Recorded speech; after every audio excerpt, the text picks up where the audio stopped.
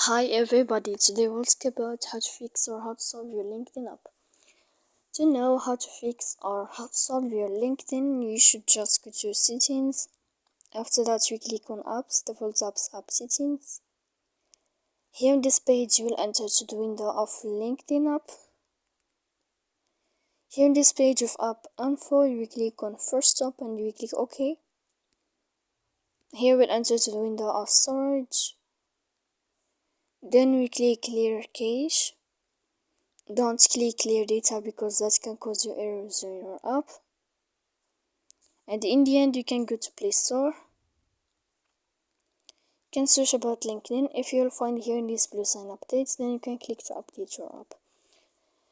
So please don't forget to support us by like and subscribe.